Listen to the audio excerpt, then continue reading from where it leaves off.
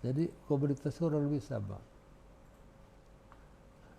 Jadi ada regional trading block di situ. Yang saya bilang Mercosur, ya, political shift toward increased democracy. Sekarang mereka menghindar dari sistem politik seperti Jenderal Agustin Pinochet itu di Chili, kemudian meninggal, gantinya demokratis itu.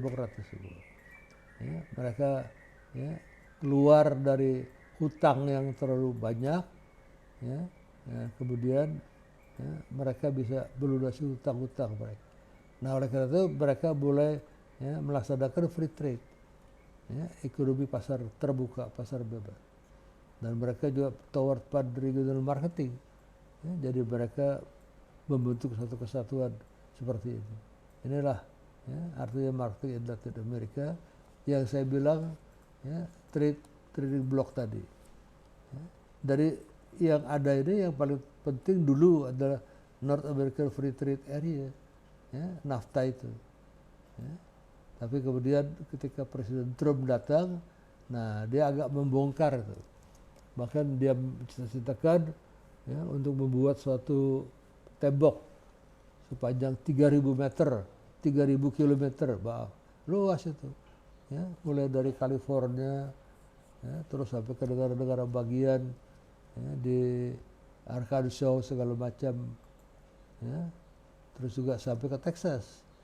Nah, sekarang North American Free Trade Area udah agak berubah. Ya. Untung Trump bisa disingkirkan. Kalau tidak dia paksa untuk bangun terus tembok. Berapa besar biaya 3.000 km. Dulu saja ya, tembok Berlin diruntuhkan. Sekarang Trump mau bikin tembok lagi untuk menahan orang-orang ya, dari Latin Amerika, terutama dari Meksiko. Ya. Yang kedua Mercosur yang saya bilang tadi, Southern, ya, artinya Food Common Market. Jadi kita lihat, ya, Mercosur pasti lumayan laku. Tadinya mereka mau bikin ya, sampai seluruh Amerika itu, tapi nggak bisa karena banyak pemerintah Amerika ya di Latin Amerika itu tidak bersahabat dengan ya, artinya Amerika, ya, seperti Chili berubah agak ke kiri-kirian, mereka nggak mau. Ya.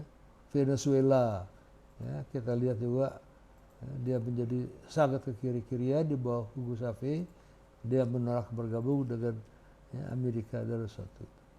Ya, jadi kita lihat ya, market segmentation sama. Seperti saya katakan kita tidak banyak kegiatan ya, karena komoditas kita hampir sama.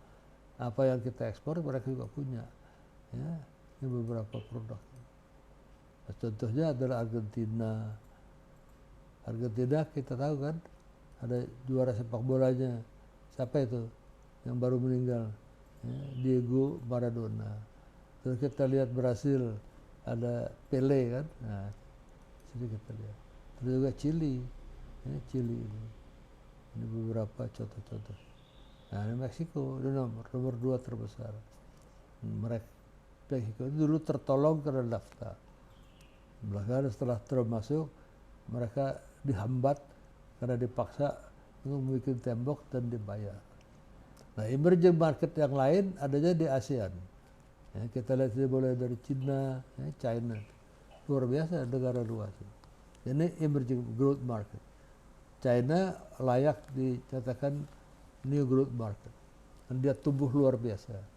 Ya, ekonominya sekarang menjadi terbesar kedua di dunia setelah Amerika, ya, dengan kira-kira sekitar 13,5 triliun dolar. Di kantong pemerintah Tiongkok saja mereka punya duit kontan itu 3,5 triliun dolar. 3,5 triliun kita coba gambarkan, Indonesia saja punya sekitar 130 ya, billion dolar, tidak sampai 1 triliun. Ya, sedangkan China punya 3,5 triliun. Wah, luar biasa besar gitu. Nah, di sini kita lihat dari China yang terbesar. Ya. Kemudian kita lihat juga ada Indonesia di sini. Ya, rumahnya si Unyil, nah ini juga emerging market. Jepang sudah tidak. Jepang sudah sampai sekali berbeda.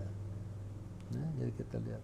Jadi hanya Tiongkok lah yang lumayan, ya, sama Indonesia. Nah, tentu ini sangat penting buat kita. karena kita mengekspor banyak sekali ke Tiongkok. Nah, itu adalah pasar ekspor kita terbesar, ya, terdiri dari batu bara, coal, dan kemudian juga dari CPO, ya, crude palm oil. Ya, kita lihat Indonesia almost 200 million. Ini sudah 205 juta sekarang. Singapura 3 juta, salah. Singapura sudah hampir 6 juta. Ya, kita lihat biasanya yang ekonomi itu dikuasai oleh etnis Chinese, daerah-daerah itu. Ya. Terus kawasan ini punya semacam love-hate relationship. Apa itu love-hate?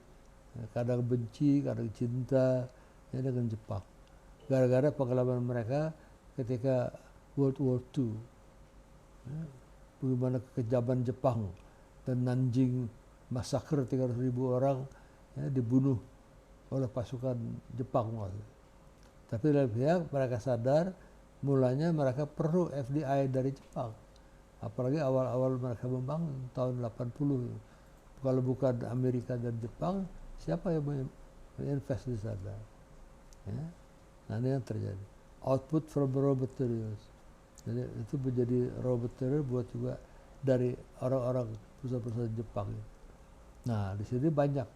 Ya, ada ASEAN, Association of Southeast Asian Nation, juga belahan bentuk AFTA, ASEAN Free Trade Area. Kemudian juga ASEAN Free Trade Area berkembang jadi ASEAN, ya, Economic Market, jadi kawasan ekonomi bersama. Ya, ini yang terjadi. Ini sedang dikembangkan, ya, ASEAN Economic Market ini. Karena itu baru sekitar tahun 2015, jadi masih butuh waktu. Nah, kita lihat. Nah, ini kita lihat Asian Growth Market, market segmentation, cultural, ethnic, religious, ya, gabung jadi satu. Ya, karena ini adalah dasarnya, basic culture, budaya. Ini menentukan sekali, ya, apa yang dipilih oleh orang-orang ASEAN. Etnis, ada di Malaysia ada Cina, terus juga ada Melayu terbesar, kemudian ada etnis Indian. Ya, Singapura, China the most, terus sedikit sekali, ya, Melayu dan sedikit sekali Indian. Kalau di Indonesia Melayu, ya, orang Melayu. Nah, ada juga Cina sedikit sekali, cuma 2% kira. Tapi mengingat, ya, penduduk itu 275 juta, 2% saya udah bisa 5 juta, itu banyak. Ya. Large metropolitan areas, banyak sekali. Jakarta besar, Singapura apalagi, ya, Malaysia, Kuala Lumpur, Bangkok, Thailand. Nah, tapi sebaliknya, ya, di rural areas, di pedalaman poor, miskin. Berbeda juga di Malaysia, apalagi di Indonesia. Ya, ini kita lihat tipenya seperti itu. Ya, terus kita lihat demographic age, ya, mereka status, ya, pernikahan, dia menikah apa tidak, ya, dan mereka juga lakukan pan-regional marketing melalui trading block itu. Ini beberapa contoh. Nah, product positioning global luxury brand. Ya, jadi mereka juga sedang, ya, di ASEAN Common Market ini produk-produk branding. Ya, misalnya sedang juga minum Starbucks, sedang juga makan di McDonald atau di KFC, ya, atau belanja di Zara dan import globally standardized product. Mereka sedang produk import. Ya, di sini kita lihat ada beberapa yang less affluent segment, less advanced, terutama di rural, di pedesaan. Ya, kita lihat di perkotaan mereka kaya, tapi di pedesaan tidak. Ya, produk-produk desain, ya, semua kita lihat produk desainnya mirip-mirip, ya, brand-brand terkenal di dunia. Produk lainnya juga seperti itu. Ya, ini adalah ciri-ciri khas penjualan di sini. Price, waduh, price juga terbelah antara yang sangat, ya, tidak price sensitif, naik gua beli, naik gua beli juga, gua nggak peduli. Ya, lihat orang bisa beli misalnya Hermes yang 300 juta, ya, orang bisa beli sepatu Bali, ya, yang sekarang harganya sekitar $350. ya, atau Bruno Magli, tapi mereka senang. Ya, tas Louis Vuitton dan sebagainya. Price, ya, tapi dari pihak juga ada yang lemah, ya, di perkampungan, di mana mereka cari uang satu hari 10.000 aja belum tentu dapat. Ya, jadi kita lihat ada, ya, dualisme seperti itu. Distribution, kalau di kota besar ya bagus, tapi rural areas weak infrastructure, jalannya tidak ada. Jadi kalau mau kirim barang di toko, ya, biar barangnya jalannya pada rusak. Ya, ini harus kita perhatikan, ini masalah. Promotion pasti, ya, harus ada, karena yang datang kebanyakan foreign direct investment yang memahami fungsi promotion, ya, untuk membuild up brand. Kalau perusahaan-perusahaan lokal dulu nggak mau promosi, buang duit katanya. Sekarang mulai banyak perusahaan lokal juga, ya, melakukan advertising dan sebagainya. Kita lihat Indofood, perusahaan lokal banyak beriklan. Kita lihat juga mie sedap, ya, kopi luwak, kopi putih dan sebagainya itu juga sering beriklan. Dulunya nggak mau, 30-40 tahun yang lalu jarang.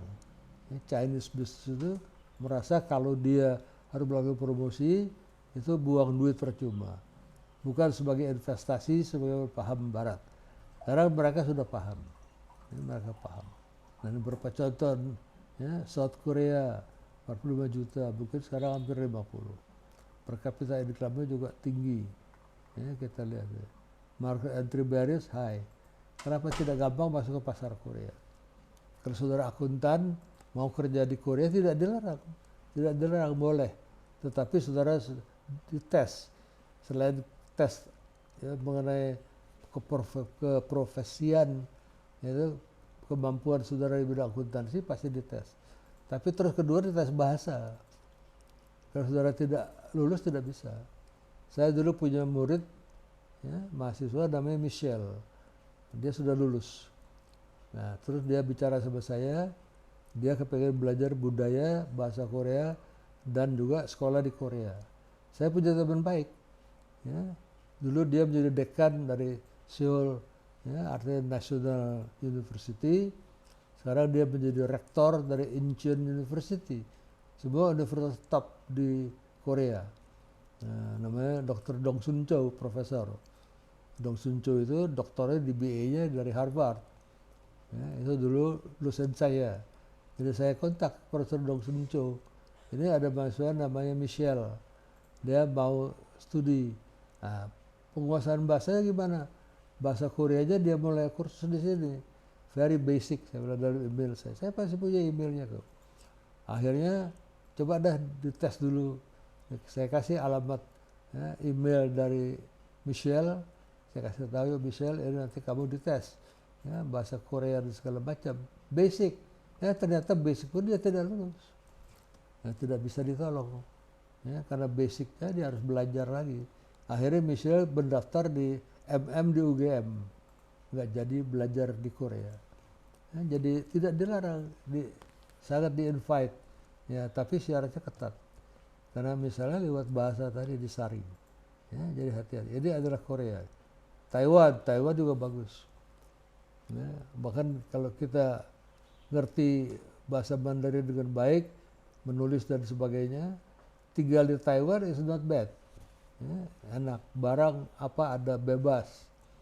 Ya, bebas. Dulu memang sulit dengan Cina, belakangan bebas. Dulu saya tinggal di Hong Kong. Kalau dari Hong Kong saya terbang ke Taipei, saya mesti hati-hati itu. Ya, saya mesti lihat pakaian-pakaian saya, kemeja saya, lihat labelnya. Nah, di Hong Kong ada 2 department store yang sangat besar. Satu Taiwan Mansang, satu lagi Yehua. Nah, Taiwan Mansang itu menjual sebuah produk-produk dari Taiwan, termasuk baju. Kalau Yehua menjual sebuah barang-barang dari Tiongkok, termasuk baju, tas, segala macam, koper. Jadi kalau saya mau ke Taiwan, saya mesti lihat dulu baju saya. Kalau tidak, nanti kalau baju saya kelihatan, ya, misalnya made in China, saya belinya di Yehua, ya, toko Yehua department store. Nanti kalau saya bukan orang Taiwan, baju saya dirampas, dimusnahkan. Tapi kalau saya orang Taiwan bisa ditangkap saya, karena dianggap mata-mata Tiongkok. Nggak sampai begitu. Ya, jadi saya mesti hati-hati dengan baju. Sekarang bebas. Ya, investor dari Taiwan, konglomerat Taiwan, ya, yang seperti perusahaan-perusahaan komputer, ya, BenQ segala, invest di Tiongkok sekarang. Dulu tidak gampang. Ya, belakangan diperbolehkan. Taiwan juga invest di Tiongkok. Makanya komputer-komputer itu dari sana mulainya. Ya, ini Taiwan enak, tapi satu hal, ya, typhoonnya nggak sanggup. Hong Kong, Taiwan, bagian utara Filipina, Luzon, ya, Manila, juga sebagian Vietnam utara lagi, waduh, itu ada langganan typhoon. Begitu pula di Hainan. Ya, jadi kita harus hati-hati. Kalau kena typhoon setengah mati. Saya pernah ngalamin typhoon di Hong Kong dulu. Typhoon ada tingkatannya. Saya bangun tidur, ada apa ya? Karena seolah-olah ada ribuan kereta api liwat. Ternyata kaca jendela hotel saya bergetar terus. Sampai saya bangun sekali, saya lihat ada pengumuman di TV. Ya, supaya hati-hati, nanti kita ikutin saja berita di TV. Nanti kamu diminta supaya datang ke ground floor, siap-siap untuk evakuasi. Kalau sudah sampai tingkat 9, rupanya tidak terjadi. Baru sampai tingkat 7, tapi itu rasanya sudah minta ampun sekali. Ya, ini adalah Taiwan. Jadi Taiwan, Hong Kong juga tempat-tempat, ya, artinya terjadi perubahan udara drastis dari Samudra Pasifik, akibatnya membawakan typhoon di daerah-daerah seperti itu.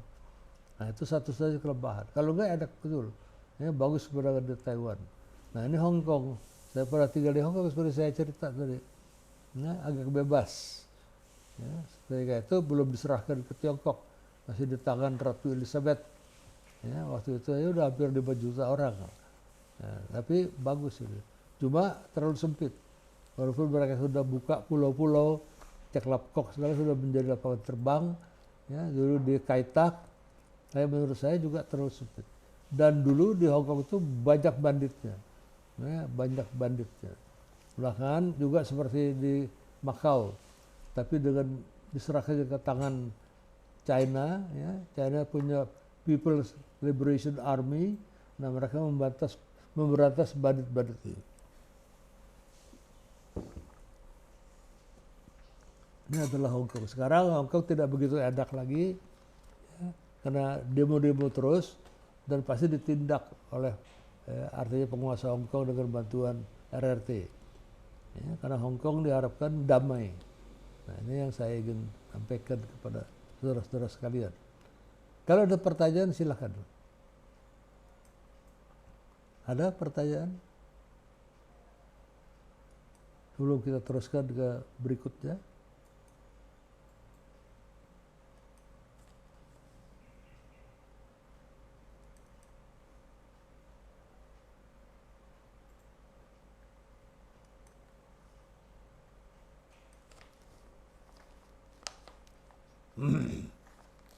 Kalau nggak ada kita teruskan. Ya, kita lihat chapter 10. Nanti saya akan lakukan absen ya dan presensi.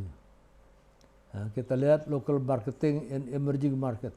Sama, ini kurang lebih sama lah. Nah, basic marketing tadi sudah saya jelaskan. Ya, ini adalah essentially emerging market do not usually have an effective marketing infrastructure. Karena pada emerging market infrastrukturnya belum bagus. Ya, saudara jangan bayangin Indonesia sekarang. Ketika tahun 1968 saya masuk ke perusahaan multinational corporation yang Bristol Myers Squibb Johnson, perusahaan farmasi, sedih sekali. Peraturan juga memang aneh-aneh. Kalau ya, artinya kita lihat peraturan yang tidak jelas. Ya, kita lihat juga korupsi masih merajalela, infrastruktur tidak baik, ya, listrik masih biar pet, mati hidup, jalan masih berlubang-lubang. Di Jakarta saja jalan masih bopeng-bopeng, ya. Nah, terus pelabuhan Tanjung Priok masih tidak beres. Ya. Dan kita tahun 68 itu, ya, pelabuhan udara kita masih di Kemayoran. Kemayoran. Ya, kita naik becak masih bisa. Nah pesawat juga pesawat kecil-kecil, Fokker 27 seperti ya masih pakai ya artinya propeller itu, ya, belum full jet. Ya, juga ada Burak dan sebagainya. Ya, semua masih serba sederhana. Jadi inilah ciri-ciri khas ya, di emerging market. Nah, juga kita lihat marketing infrastruktur. Ya, sedikit yang eksis. Baru belakangan pemerintah Soeharto itu dapat pinjaman duit dari IGGI baru mulai membangun. Ya, dia ada pinjam duit dari luar negeri, Amerika sepertiga, ya, Eropa sepertiga, Jepang sepertiga. Itu yang menanggung biaya ya, defisit dari APBN Indonesia yang digunakan buat membangun. Nah seringkali juga disebut ya, marketer profesor. Ketika saya di-hire oleh bos saya nggak ngerti apa-apa mengenai marketing. Saya masih terlalu baru tahun 68, ya, berapa setengah abad lebih yang lalu itu. Jadi bos saya harus mengajarkan saya dulu. Itu namanya profesor marketer. Dia juga ngajarin saya ya, supaya saya memahamin ya, apa itu ya, marketing, bagaimana cara menjual dengan baik, dia bisa ajarin saya. Makanya disebut profesor marketer. Orang-orang bule itu luar negeri itu kesini mengajarkan kita dulu. Ya, saya termasuk yang diajarkan oleh mereka itu. Ini yang terjadi. Ya, jadi kita lihat buyer decision, lack of cash, ya. Ya, apalagi hard currency. Indonesia dulu per kapita income-nya baru sekitar $100. Ya, bayangkan itu. Ya, tahun 68. Gaji saya pun baru $70 satu bulan. Ya, rate-nya baru sekitar ya, 400 dari 28.000. Tapi udah besar udah $70. Ya, bayangkan per kapitanya $100 satu bulan. Saya sudah hampir mencapai itu. Jadi lack of cash and hard currency. Jadi saya tidak punya hard currency. Mau ekspor apa? Baru belakangan ekspor tuh. Ekspor log, kayu, boa, itu besar-besaran. Ya kita lihat. Lack of knowledge, tidak ada yang ngerti. Ya. Saya mau sekolah, kursus ya, marketing, nggak ada tempatnya di mana. Kita tidak tahu. Ya, ini adalah situasi seperti itu. Nah, NDC market, Russia, kita lihat developing countries lainnya, Nigeria, ya, Tanzania, begitu semua. Pakistan, India, Vietnam, ya, Guatemala, ya, juga NDC market, New Developing Market, terdiri dari waktu itu Rusia dan kemudian China, ya, semuanya berubah. Kita lihat ini situasi yang kita dapati zaman itu adalah seperti itu. Nah ini belakangan berkembang. Orde Baru mulai membangun, jembatan mulai dibangun, jalan, ya, terutama jalan raya sudah mulus sampai ke Pulau Jawa, pembangkit tenaga listrik dibangun.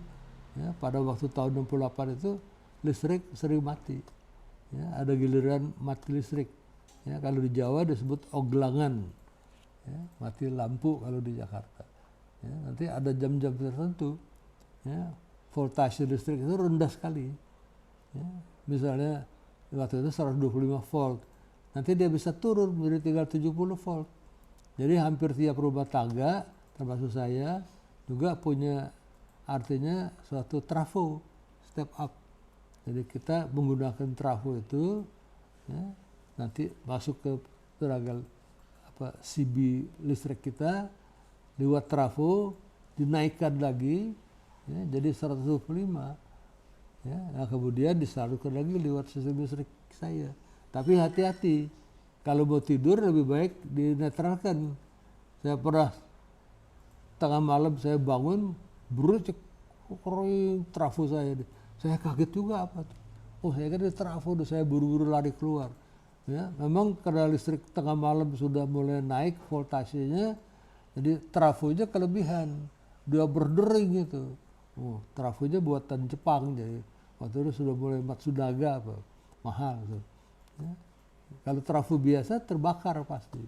Banyak orang jual trafo biasa yang tidak ada sistem emergency segala macam, dia rakit lokal.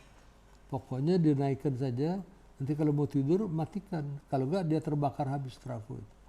Trafo itu untuk menaikkan voltage, dulu masih 125, belakangan sekali tahun 80-an diganti itu, jadi tidak lagi 125 tapi menjadi 220.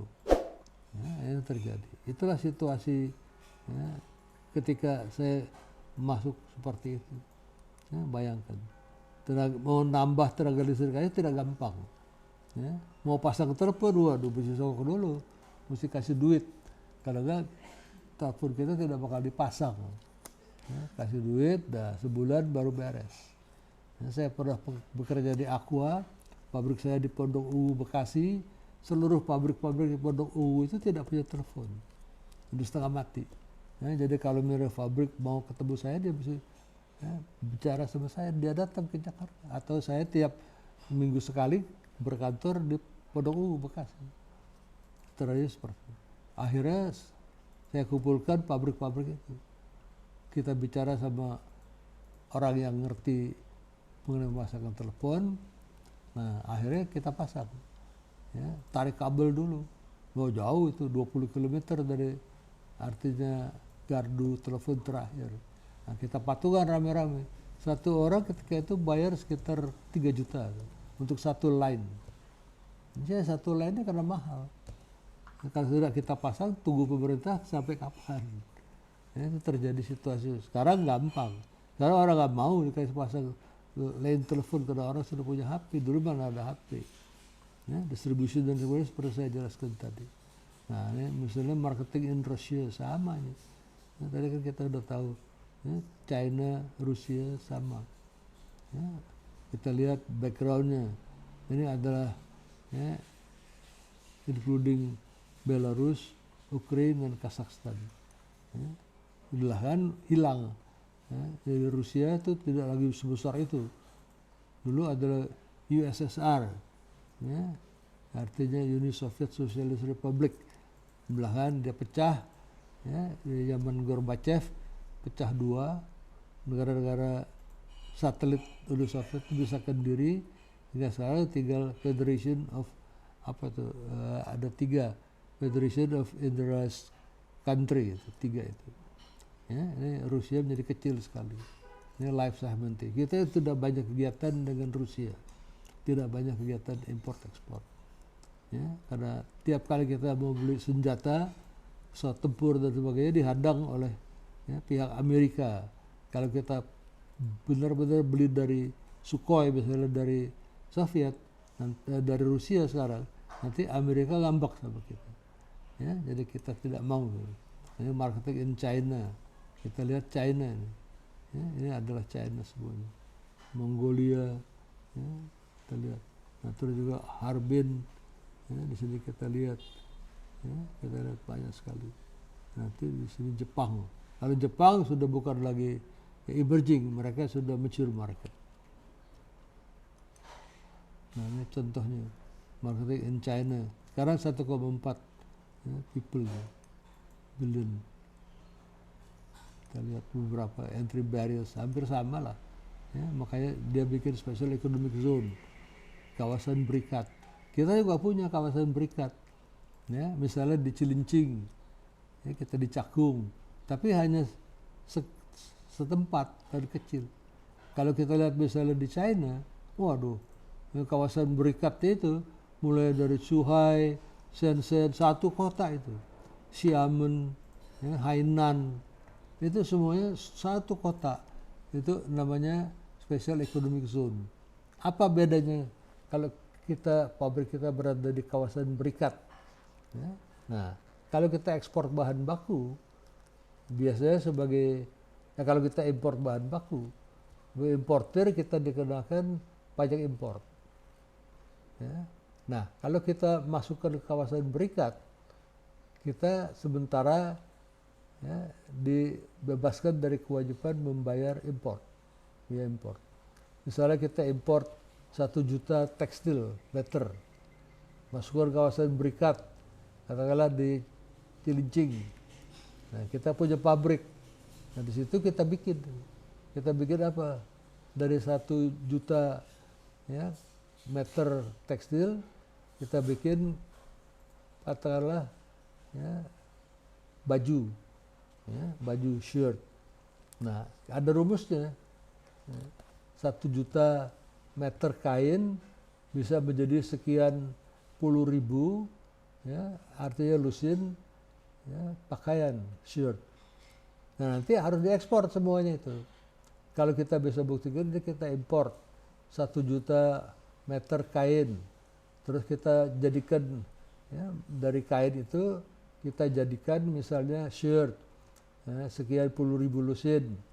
Kalau cocok itu dengan perhitungan rasio, nah, terus kita nggak usah lagi bayar biaya masuk, dianggap sudah lunas. Kita bisa ekspor langsung. Ya, biaya masuknya bukan lagi ditunda, tapi dihilangkan ya, lewat peraturan bea cukai. Itulah manfaatnya kalau kita produksi di kawasan berikat. Kalau di luar kawasan berikat, begitu biaya bahan baku masuk, kita bayar dulu. Kita bayar, kalau kita bisa ekspor nantinya, baru kita minta restitusi. Bahwa import duty kita bisa dibayar lama dan mengganggu cash flow, memberatkan cash flow. Jadi kalau di kawasan berikat, cash flow kita tidak begitu mengalami tekanan. Nah, kita punya cuma 2 di Jakarta. Ya, Surabaya saya nggak tahu. Jakarta di Cilincing, ya, atau juga di kawasan berikat kita, ya, juga kira-kira dekat-dekat pelabuhan, Cilincing, Cakung, supaya masuknya gampang, ya, diperiksa, kita jadikan bahan jadi, kita ekspor. Nah, kalau ternyata rasio tadi tidak tercapai, ya, kita import 1 juta meter, terus kita ekspornya kurang dari misalnya ya, 100 ribu lusin. Nah, nanti dicurigai. Apakah kita bikin barang jadi itu ya, tanpa membayar biaya masuk, terus kita ya, lakukan administratif kesalahan, itu kita jual dalam negeri tanpa membayar biaya masuk, ya kita salah. Gitu. Ya. Atau ya, kita jual bahan baku tadi, ya, 1 juta meter kain tadi ya, ke pasar dalam negeri. Nah, itu kita melanggar peraturan bea cukai. Kita bisa didenda dan dipenjara. Ya, dulu ada perusahaan sepatu, saya nggak usah sebut siapa namanya, ya, digerebek di tengah jalan, dia ekspor, kirim, ternyata dia tidak ekspor. Nah, polisi sama bea cukai nongkrong jam 4 pagi nungguin, begitu ya, keluar truknya digerebek betul-betul, terjadi sudah jadi bahan jadi itu, jadi sepatu sneakers, mereknya lain. Ya, mereknya bukan Nike tapi merek lain lagi, perusahaan Korea. Nah, akhirnya digerebek, nah pemiliknya didenda. Bagus supaya didenda, enggak diadilin. Nah, ini adalah situasi kenapa kita lihat China sangat unggul. Karena kalau kita bicara satu kota kawasan berikat, ya, berapa banyak industri yang ada di situ yang bebas, sementara bebas dari ya, biaya masuk tadi. Yang akhirnya bebas sama sekali ketika mereka ekspor. Jadi China tuh ekspor gila-gilaan. Ya, jadi juggernaut ekspor, Godzilla seperti hewan laut yang begitu besar. Nah, itulah China. Ya, Godzilla eksporter. Karena dia dikasih kebebasan. Nah, banyak perusahaan-perusahaan asing termasuk Amerika, Jepang memanfaatkan itu. Bikin pabrik tidak usah bayar biaya masuk, ya, ditunda, artinya waktu diekspor bebas sama sekali. Seluruh daerah itu, kota itu, Shenzhen, ya, Zhuhai, kemudian Xiamen, Hainan, dan semuanya. Itulah manfaat dari ya katakanlah seperti itu, ya, kawasan berikat. Nah, terus kita lihat China, ada Hong Kong handover.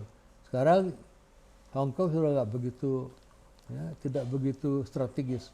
Dulu kalau China mau ekspor lewat Hong Kong, China mau impor lewat Hong Kong.